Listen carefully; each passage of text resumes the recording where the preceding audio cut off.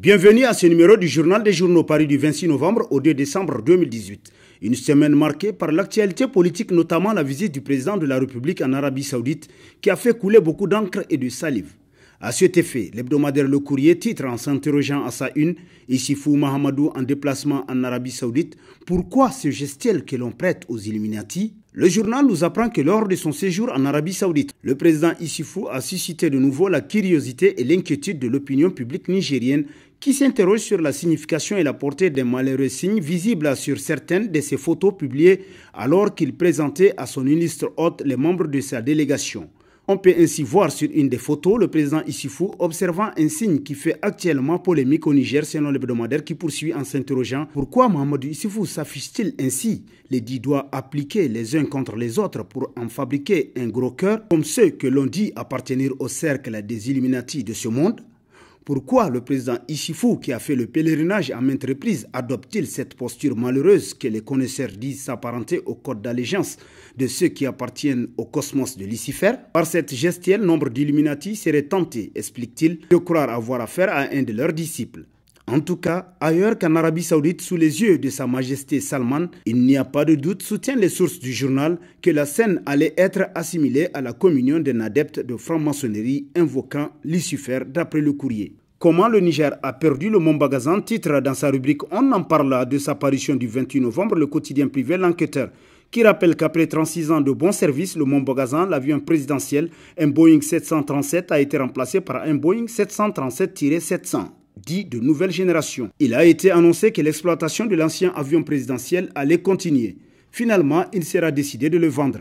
Pour ce faire, il devrait être requinqué en Europe et la facture se chiffre à un peu plus de 9 milliards de francs CFA. Le gouvernement hésitait à débloquer cette somme lorsqu'un mystérieux homme d'affaires européen va approcher un haut gradé de l'armée pour le convaincre de ce que cette facture était trop salée et qu'il pourrait remettre à flot le Mont Bagazan à moindre coût.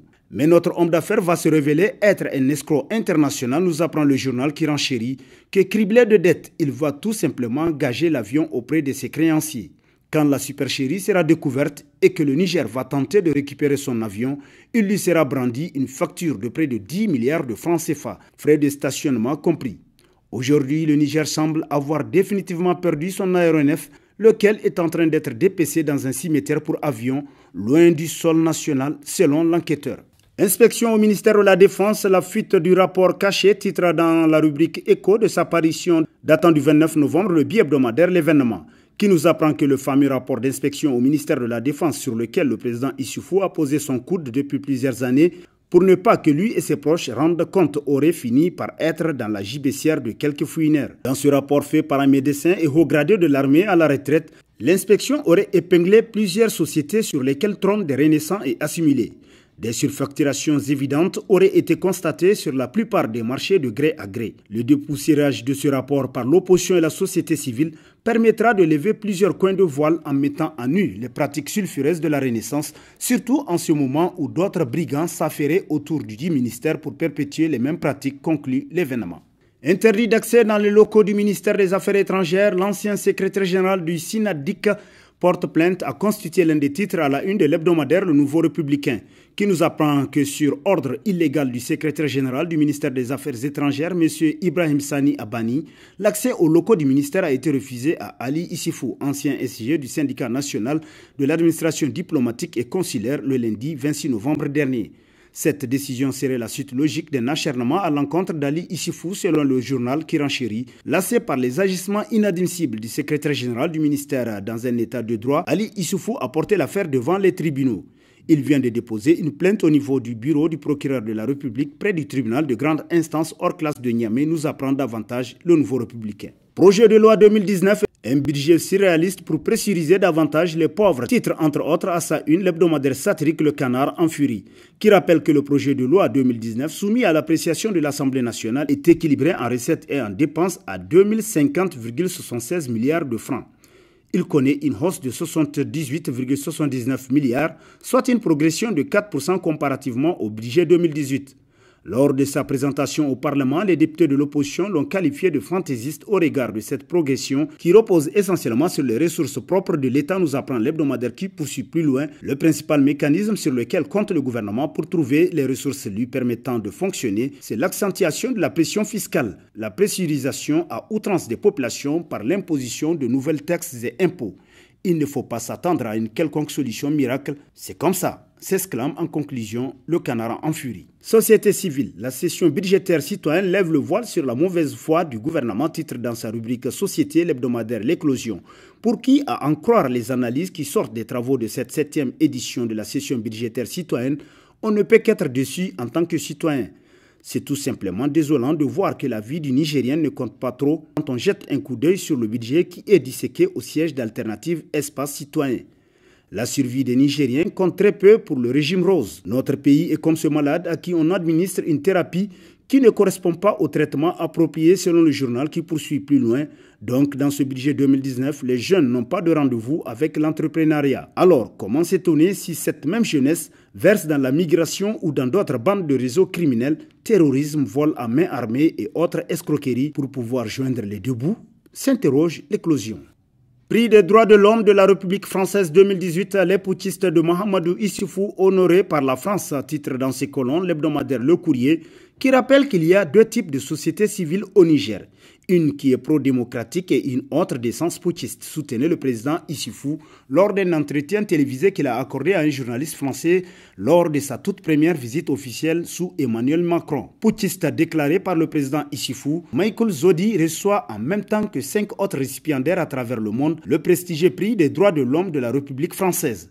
Ce prix sera remis à Michael Zodi le 10 décembre prochain qui coïncide avec la célébration de la Journée internationale des droits de l'homme, nous apprend Le Courrier. Crise au parti CDS Rahama, les partisans de l'ancien ministre Abdoulabo reviennent à la charge, titre entre autres à sa une l'hebdomadaire satirique La Griffe, qui nous apprend que la guerre de légitimité qui oppose les deux camps adverses de la CDS Rahama est à tout point de vue loin de connaître son épilogue. Quelques jours après un congrès extraordinaire tenu à Niamey par leurs adversaires et à l'issue duquel beaucoup parmi eux ont été exclus du parti, les partisans de l'ancien ministre Abdoulabo sont revenus à la charge.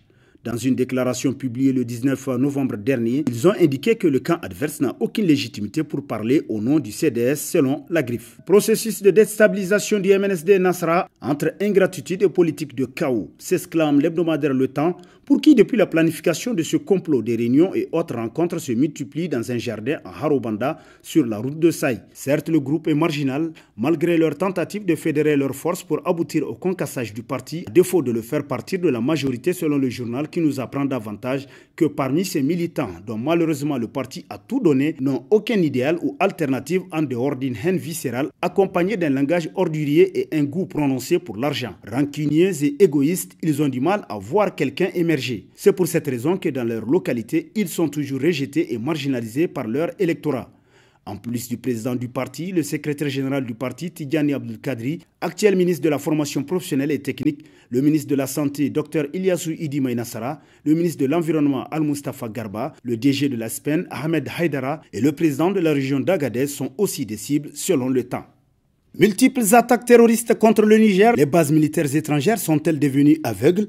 S'interroge l'hebdomadaire Le Monde aujourd'hui. Pour qui on comprend d'ailleurs pourquoi depuis des jours le régime court sur des chantiers pour faire oublier le désastre qui est à nos portes, guettant chaque homme, chaque famille, chaque ville, chaque campagne, ou par la misère ambiante, ou par ces marchands de la mort qui rôdent de manière sournoise, sémant la désolation quand on ne peut rien comprendre à leur mode opératoire même avec les armées qui voient et entendent. En confiant la sécurité du pays à des armées étrangères, sous-estimant l'armée nationale, le régime des camarades a montré son incapacité à faire confiance au Niger et à ses institutions.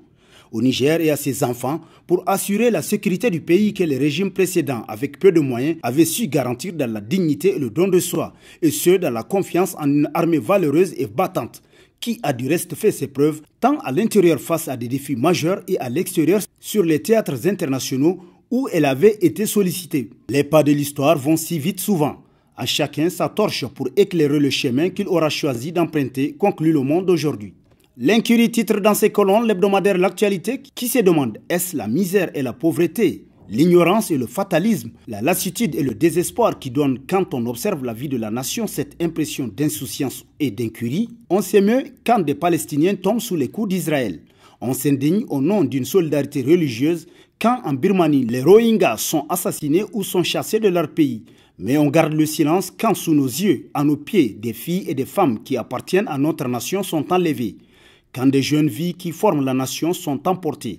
Quand des membres de la communauté nationale sont livrés à l'errance. Indécrottable partisanerie que l'on observe chez nous ne concourt pas à l'intérêt général. Elle alimente l'incurie, conclut l'actualité.